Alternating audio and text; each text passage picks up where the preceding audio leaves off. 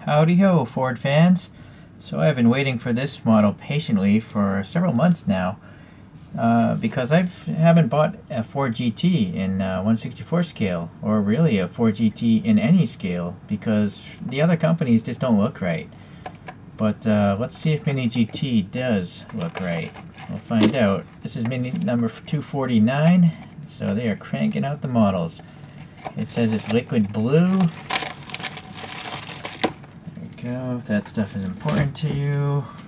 Left-hand drive, I don't really care about that either, but alright, so I do love the packaging Mini GT does. The product stores up safely, and it's not very wasteful. It's small enough that you can collect the actual packaging, you know, you can, I guess the only nitpick would be nice to write the car right here on the end, so if you stack these inside of a box somewhere, you can just look up this instead of having to look at this whole front page and block about a bunch of other ones. But that again is a nitpick. And then the blister again, it protects the packaging, and then it has the rubbery mirrors. So Mini GT is one of the few brands that gets 1/64 scale diecast right in almost all instances, like what they do. I don't complain much with this brand, and you know me, I like to complain as much as I can. Alright, let's see here, look at these photographs. So hopefully this research is right. You know, I get stuff on Wikipedia because I don't have time to read 20 articles, and frankly I read articles and the information was still wrong, so you know, take it with a grain of salt if this information is wrong, but I believe this is the second generation Ford GT, and it came out in 2016 and is still made today. It was made to celebrate the anniversary of the original GT40s winning Le Mans. And this thing actually competed in the 2016 24 Hours of Le Mans, and it won the class, you know, first and third place in its class. So a successful debut racing.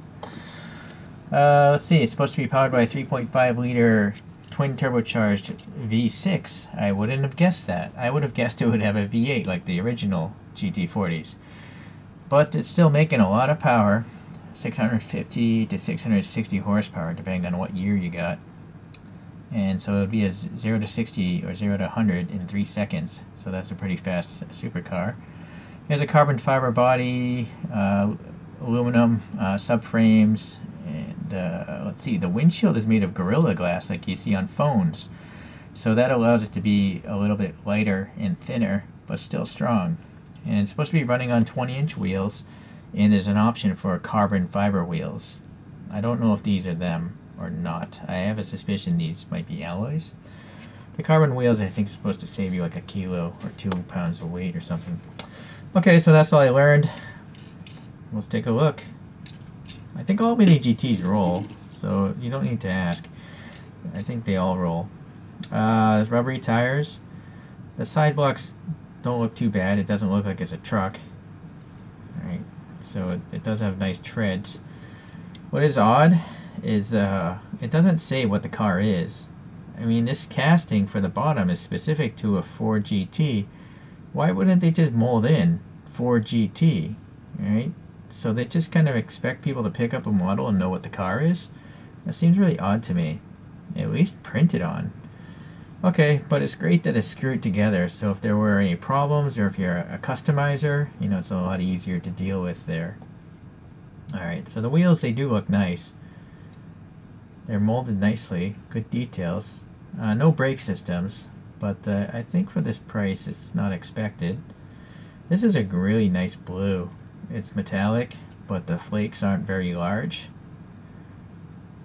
And you got the stripes here, and they're generally straight. I think it's a pretty good job. There's no major crookedness. I suppose I could nitpick right here. You know, maybe this brake is not very straight, right? But up here is perfect. That's not too bad. It's a little bit off, but really nitpicking. Okay, so we got some plastic here for some with some texture after the radiators. Decent engine detail with some additional silver paint in there, and then these vents here molded into that plastic.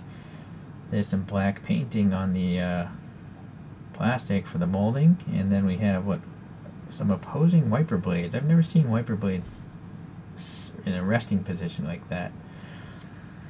Okay, the rubbery mirrors are fantastic.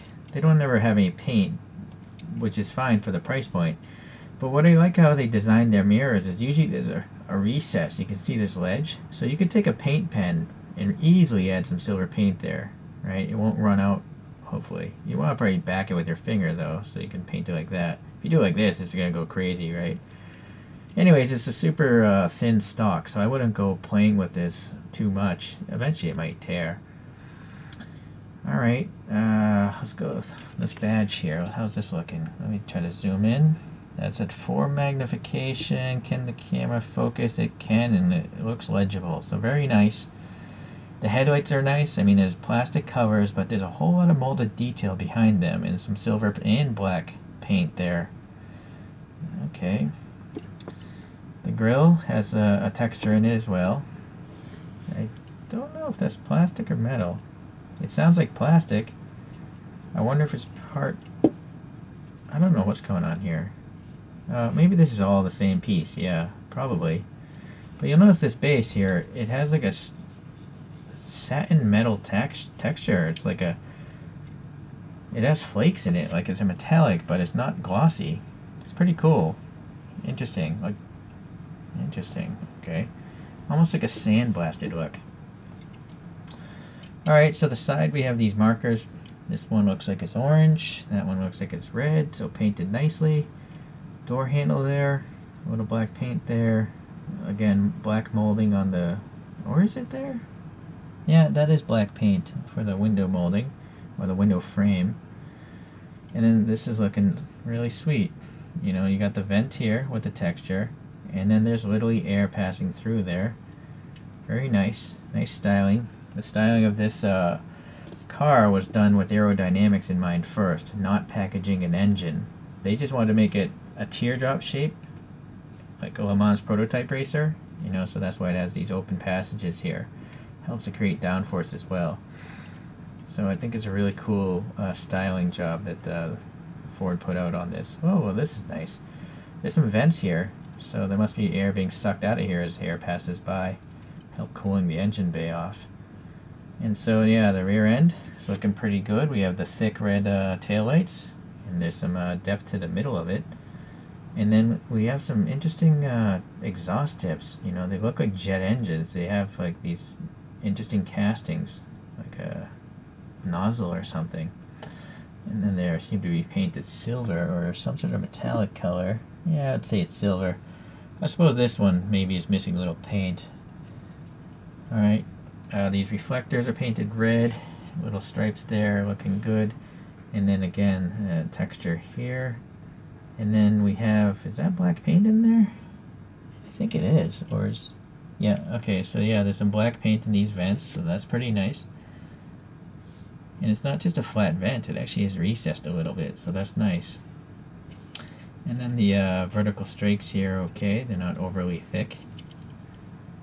Much thinner than a Hot Wheels. Yeah, that's really cool how the air passes by the cab and then shoots through here. So it's very nice. This wing must be a separate piece. I can see a brake. I don't know how they went about casting this. I find making models just as interesting as looking at the cars. But it looks like this is all continuous metal here. This, and this. So, how did they get this piece to be hollow? You know, how did they have a mold pull out of that? I don't know. That's a bit of a mystery. Oh, never mind. There's a break here. This is a seam right here. So this is one piece. This is another piece. But where does it break up here? I see. Well, even so, it'd still be difficult. Oh, I see. This is a separate piece here. You see the break there? So this whole top piece here is one piece, and then this here I'm touching now is another piece with all this bottom stuff. And then the front end is a different piece. And then the wing is a different piece. So there's multiple pieces just to make this body, which means there's a lot of opportunities for a disaster to occur. But I don't see much of a disaster. It took a while for me to even realize there's a break there, so that panel gap isn't bad at all. If you look at this one, this is a solid panel gap. That's an actual open panel gap, and it's not any wider than the solid one. So that's not bad at all. It looks good. Good job, Mini GT. Very impressive. This could be, I don't have every Mini GT casting, but I'm pretty sure this might be the most difficult one they've done to date. Alright, I was hesitant to even talk about the interior. It's just black molded plastic, so, but why not? This is a cool car. No, maybe it's not happening. The windows are too shallow. So, there you go. There's some molded detail there in the center console. The seats have some ribbing, and then the steering wheel looks okay. A lot of distortion in the glass. Yeah. I don't see a rear view mirror or anything like that. Okay, well, that's probably the best shot you can get of the inside there. Okay. Well, it's fascinating. I like it. I actually had the opportunity to buy the race version, but it was in a matte black, and I was tempted, but I'm going to hold out till one of the race versions with the gray and yellow liveries hits the stores. Alright, let's take a look at the other model I can compare to. Let me get the Solar Coaster here. Drop a new photo as well. There's a photo of the old and GT40 and this newer Ford GT. So the old one I just threw up there is by Kyosho. It's the 1966 Le Mans third place finisher. I believe it was in 1966 that they had a clean sweep, 1, 2, and 3, and yeah, so I got it. I couldn't afford, or I can't afford the one that actually came in first place. This one is expensive enough, this third place finisher.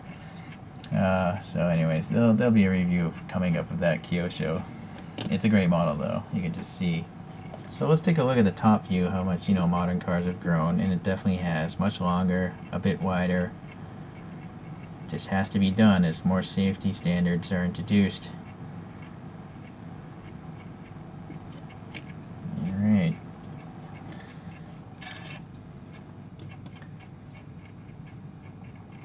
Well, I'm very happy. It's very rare that you get a perfect model in 164. This is very close.